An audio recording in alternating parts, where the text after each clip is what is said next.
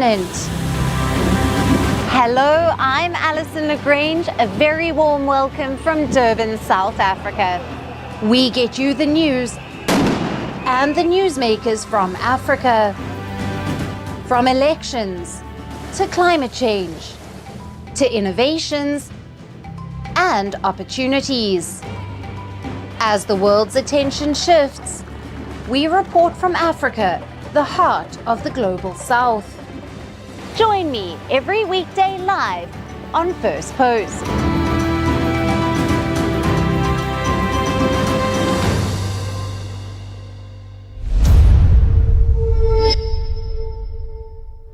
Hello and welcome to First Post Africa, where we get you the top stories from the continent and from across the world. I'm Alyson Grange, coming to you live from Durban, South Africa. First, let's take a look at the headlines. Egypt's intelligence head, Hassan Rashad, visits Israel for a series of meetings with Israeli officials aimed at reinforcing a fragile US-backed ceasefire in Gaza. Ghanaian police open an investigation into the suspicious death of a 20-year-old Senegalese footballer, Sheikh Touré.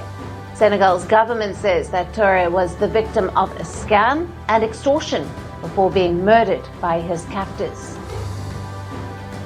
A drone attack strikes the vicinity of Khartoum International Airport just a day before the army-backed government was due to reopen it for domestic flights for the first time in over 2 years. Nicolas Sarkozy becomes the first French ex-president to go to jail as he starts a 5-year sentence for conspiring to fund his election campaign with money from late Libyan dictator Muammar Gaddafi. And Sane Takaichi wins a historic vote to become Japan's first female prime minister. The 64-year-old conservative is known as Japan's Iron Lady.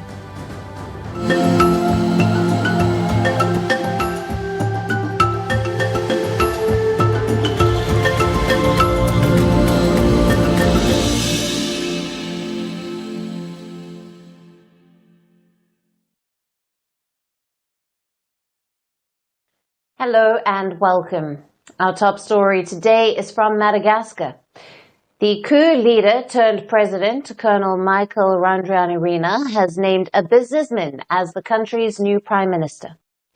Now, his name is Herintsalama Rajaonarivelo, and he is the former chairman of the Malagasy bank, BNI. Explaining his choice of the new prime minister, Randrianirina said that Rajaonarivelo had the skills, the experience, but also relations with international organizations in other countries that will collaborate with Madagascar. Now, last week, the army colonel, Randrianirina, was sworn in as the country's new president. And just days after a military takeover sent the ex-president, Andry Rajoelina, fleeing. Today marks a historic turning point for our country. With a people in turmoil, driven by the desire for change and a deep love for their homeland, we joyfully open a new chapter in our national life. We are committed to breaking with the past. Our primary mission is to profoundly reform the country's administrative, socio-economic, and political systems of governance. This long-awaited reconstruction will take place under our leadership and coordination. Last week, Rajoelina was impeached for desertion of duty following weeks of Gen Z-led protests over persistent water and power cuts. Shortly after that, Randrianirina announced that the military had taken power. Now, according to media reports, Rajoelina was evacuated on the 12th of October aboard a French military plane that took him to the French island of Reunion, from where he traveled to Dubai. Last week, the ousted President Rajoelina confirmed that he fled the country after quote-unquote explicit and extremely serious threats were made against his life. Rajoelina and his supporters have condemned the power grab, which was backed by the Constitutional Court. Meanwhile, the country's new president has denied calling the military takeover a coup. Randrianirina has promised sweeping changes and new elections in the island nation after a transition period of up to 2 years. Randrianirina is a part of the elite military CAPSAT unit that brought Rajoelina to power in a coup in 2009. Now, as a vocal critic of Rajoelina, Randrianirina was jailed for plotting a coup in 2023. As the anti-government protests gained momentum, Randrianirina called on the security forces not to fire at protesters on the 11th of October. Following this, CAPSAT soldiers joined anti-government protests, which eventually led to Rajoelina's impeachment and military takeover of Madagascar. Now, the military power grab has also alarmed international institutions like the United Nations. The African Union has also suspended Madagascar following Rajoelina's ouster.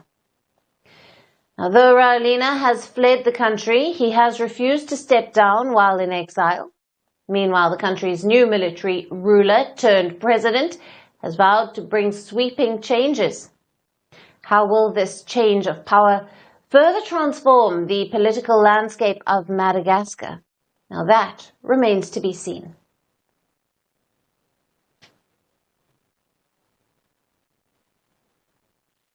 And moving on to Morocco, another African nation that has recently seen mass protests led by Gen Z. What began as rallies over inadequate health and social reforms has escalated into calls for the government's dismissal. In response, the authorities have pledged new measures aimed at addressing the demands of the protesters. 3 draft bills have been introduced by the Moroccan government for the next year. The bills aim to encourage young people to engage in politics and to promise social reforms amid the protests. One of the bills focuses on improving social services, including public education and healthcare. These are the 2 key areas the protesters have demanded reforms in. Another bill seeks to boost citizen engagement by inviting people under 35 to enter politics.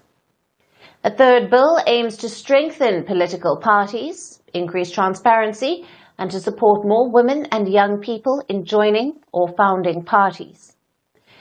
Nearly $13 million has been allocated to health and education, and that will create over 27,000 jobs in these sectors.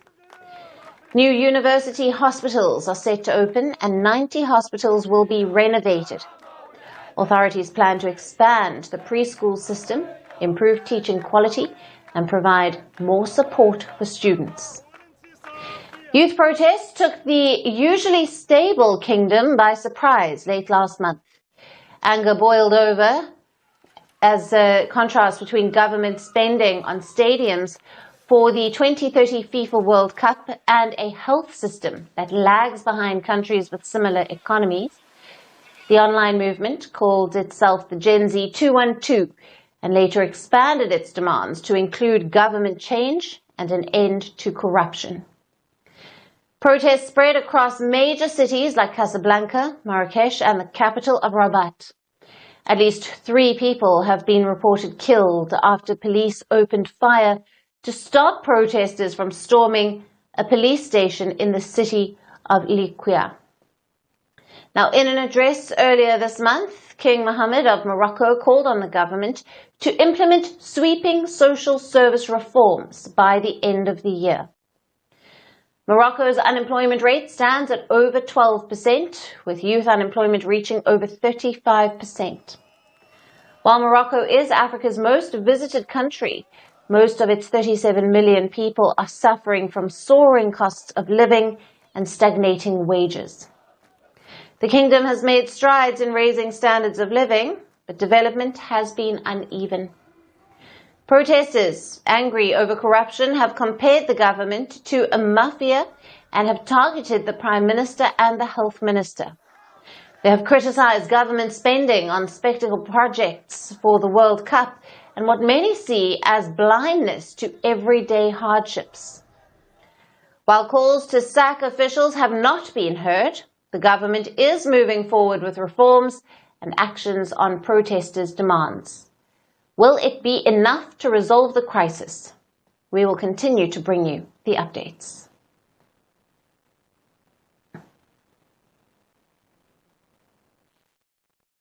And moving on, let's turn our attention to South Africa, where tensions have been running high in the country's multi-party coalition government since its formation last year. And a new bill proposed to repeal race-based laws has further fueled these tensions. The bill has been introduced by the Democratic Alliance, which is South Africa's second largest party. It is called the Economic Inclusion for All Bill, and it aims to axe race-based laws aimed at boosting black jobs in an economy that is still dominated by white people 3 decades after the end of apartheid. The DA and President Ramaphosa's African National Congress have long been at odds over ways to address the legacy of white minority rule. And what has amplified this conflict is US President Donald Trump's criticism of South Africa's domestic policies. Now, during a dramatic White House meeting in May, Trump accused the Ramaphosa government of discriminating against white people by introducing laws to redress the legacy of apartheid. Trump has cited his discontent with the black empowerment policies as one of the reasons for imposing a 30% tariff on South Africa. Echoing Trump's sentiment, the DA has proposed the Economic Inclusion for All Bill. The bill targets ANC's flagship broad-based black economic empowerment laws.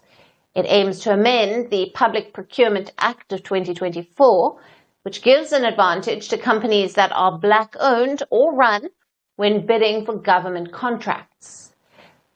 The DA has accused the system of encouraging corruption while failing to help most of the black people. Now, black empowerment policies have been the cornerstone of the ANC's political agenda. President Ramaphosa's party has defended the race-based laws, calling them necessary for redressing the legacy of apartheid. At the same time, the ANC has also accused the DA of protecting the interests of white people. The DA, whose leader is white, has denied these accusations. Defending the new bill, the DA has rejected comparisons with Trump's moves to dismantle diversity, equity, and inclusion programs. We are not trying to copycat conservative policies which have been taken in the U.S. This bill aims to replace years of ineffective ANC empowerment policies that have left the vast majority of South Africans unemployed, impoverished, and hopeless. The new bill has highlighted racial tensions in a country where, reportedly, white people still occupy over 60% of top management positions, despite being 7% of the population. As the divide between the DA and President Ramaphosa's ANC widens, it remains to be seen what would it mean for the future of black empowerment laws in South Africa.